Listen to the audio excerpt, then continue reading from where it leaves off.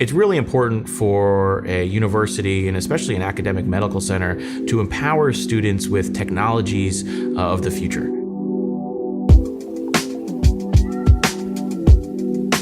The Health Design Lab is part design studio, part makerspace, and it's a purpose-built creative space for clinicians, students, and patients. What we are finding by teaching medical students is that 3D printing is a very powerful tool for them to be able to visualize and think three-dimensionally, and also to create models and get haptic feedback.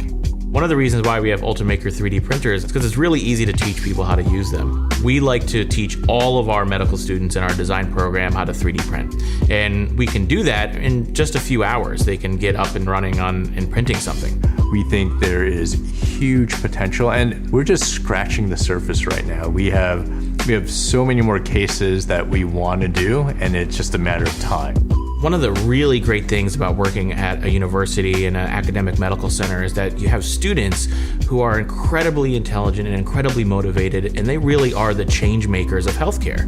If you think about students, those are the people who are going to be running this industry in the future.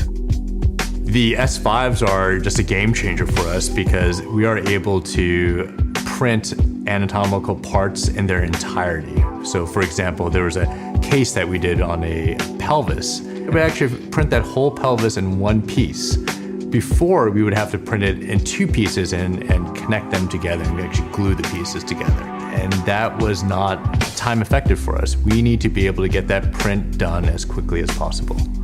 We can take an image from a patient, whether it be a CAT scan or an MRI, and we can convert that into a 3D printable model in just a matter of minutes and have that model printed out and in the hands of a surgeon in just about a day. And we find this to be incredibly powerful, that the surgeon can actually pick up and feel and get that haptic feedback from a real anatomical model that is specific for that patient.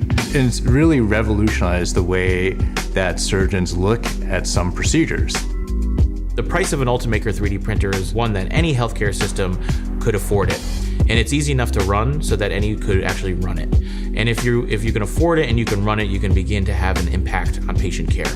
What surprised me the most is, why isn't this happening already? It's so easy to do, and it's so cost effective. And it really has inspired our team to look for more low-hanging fruit like this, of how we can use additive manufacturing, how we can use 3D printing to be able to shorten the time needed for operations, for example, or to improve outcomes, or to be able to just help a patient understand what's going on in a procedure.